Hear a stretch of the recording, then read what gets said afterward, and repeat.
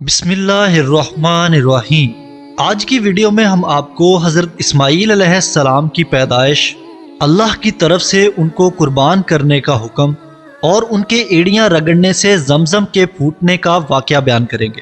دوستو، اللہ تعالیٰ نے 1,24,000 انبیاء کو انسانوں کی ہدایت کے لیے بھیجا، جن میں سے ایک حضرت اسماعیل علیہ السلام ہیں، جو کہ حضرت ابراہیم اور حضرت حاجرہ علیہ السلام کے بیٹے ہیں۔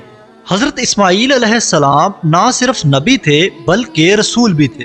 حضرت اسماعیل علیہ السلام 1910 قبل مسیح میں موجودہ فلسطین میں پیدا ہوئے اور 1774 قبل مسیح میں 136 سال کی عمر میں وفات پائی۔ آپ کی والدہ حضرت حاجرہ علیہ السلام مصر کے ایک فرعون کی بیٹی تھی۔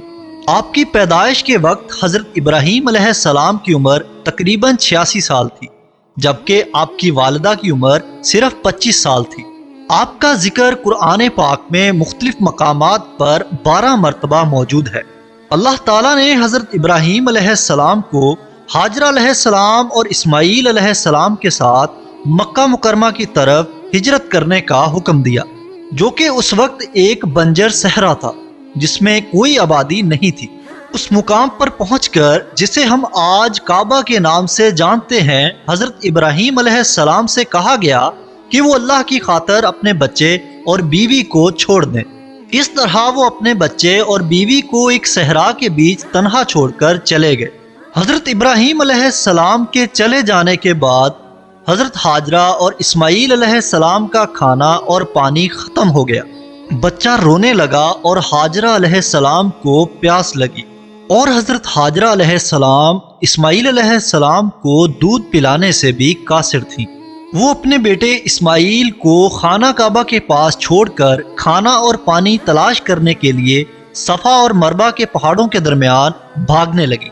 بھاگ دوڑ کے بعد جب وہ مکمل طور پر مایوس ہو گئیں اور یہ ارادہ کر لیا کہ ان کا بیٹا پیاس اور بھوک سے مرنے والا ہے، پیاس کی شدت کی وجہ سے حضرت اسماعیل علیہ السلام نے زمین پر ایڑیاں رگڑنا شروع کر دیں، تو اللہ تعالیٰ نے اس جگہ سے پانی کا ایک سلسلہ شروع کر دیا۔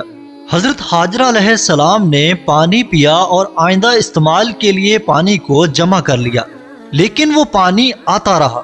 آخر میں انہوں نے عبرانی زبان میں کہا زمزم، جس کا مطلب ہے رک جانا، اور تب سے ہم اس پانی کو زمزم کہتے ہیں۔ چند ماہ بعد ایک قبیلہ پانی کی تلاش میں اس جگہ پر پہنچا جہاں زمزم کے کنویں کے آس پاس حاجرہ علیہ السلام رہتے تھے۔ انہوں نے حاجرہ علیہ السلام سے زمزم کے کنویں کے آس پاس رہنے کی اجازت مانگی۔ اجازت ملنے کے بعد وہ قبیلہ وہاں آباد ہو گیا۔ اس قبیلے کی زبان عربی تھی۔ اسی طرح حضرت اسماعیل علیہ السلام کی پرورش عربی زبان میں ہوئی، اور اسی طرح حضرت محمد صلی اللہ علیہ وآلہ وسلم کے آباء و اجداد کی زبان عربی میں بدل گئی۔ حضرت اسماعیل علیہ السلام بڑے ہو کر ایک متقی مسلمان بنے۔ حضرت ابراہیم علیہ السلام ان کو تنہا چھوڑ کر 8 سال بعد مکہ مکرمہ واپس آئے اور اپنے گھر والوں سے ملے۔ انہوں نے 3 بار خواب میں دیکھا کہ اللہ تعالیٰ ان کے بیٹے حضرت اسماعیل علیہ السلام کی قربانی چاہتے ہیں۔ ایک دن وہ حضرت اسماعیل علیہ السلام کو اپنے ساتھ لے گئے۔ مناہ کے مقام پر پہنچ کر حضرت ابراہیم علیہ السلام نے اپنے بیٹے سے اللہ تعالیٰ کی طرف سے ذبح کے حکم کے بارے میں رائے دریافت کی۔ حضرت اسماعیل علیہ السلام نے اپنے والد سے کہا کہ وہ اللہ کے حکم کو بجا لائے۔ اس کے بعد شیطان حضرت ابراہیم علیہ السلام کے پاس گیا اور ان کو قربانی نہ کرنے پر ورگلانے لگا۔ وہ پہلی جمرات میں حاضر ہوا، لیکن ابراہیم علیہ السلام نے اس پر 7 پتھر مارے۔ حضرت ابراہیم علیہ السلام کے راستے میں دوسری جمرات میں شیطان دوبارہ نمودار ہوا، اور ابراہیم علیہ السلام نے دوبارہ اس پر 7 پتھر مارے۔ اس طرح شیطان کا دوبارہ ظہور اور ابراہیم علیہ السلام کا اسے سنگسار کرنا تیسری جمرات میں ہوا۔ یہی وجہ ہے کہ آج بھی حج کے موقع پر تینوں جمرات پر پتھر مارے جاتے ہیں۔ حقیقت تو یہ ہے کہ اللہ تعالیٰ حضرت ابراہیم علیہ السلام کے ایمان کا امتحان لے رہا تھا۔ جب وہ اپنے بیٹے کو ذبح کرنے ہی والے تھے تو اللہ تعالیٰ کی طرف سے ایک بھیڑ کو ان کی جگہ پر بھیج دیا گیا، اور اس طرح حضرت ابراہیم علیہ السلام اپنے امتحان میں کامیاب ہوئے۔ اسی وجہ سے عید الاضحیٰ کے موقع پر تمام مسلمان بکری کی قربانی کرتے ہیں۔ تقریباً 1900 قبل مسیح میں اللہ تعالیٰ نے حضرت ابراہیم علیہ السلام کو اللہ کا گھر بنانے کا حکم دیا، جسے آج ہم کعبہ کے نام سے جانتے ہیں۔ حضرت اسماعیل علیہ السلام نے کعبہ کی تعمیر کے لیے پتھر لا کر اپنے والد کی مدد کی۔ حضرت ابراہیم علیہ السلام نے خانہ کعبہ کی تعمیر مکمل ہونے کے بعد اس مقام پر 2 رکعت نماز پڑھی جہاں آج مقام ابراہیم موجود ہے، جہاں طواف کے بعد 2 نفل ادا کرنا واجب ہے۔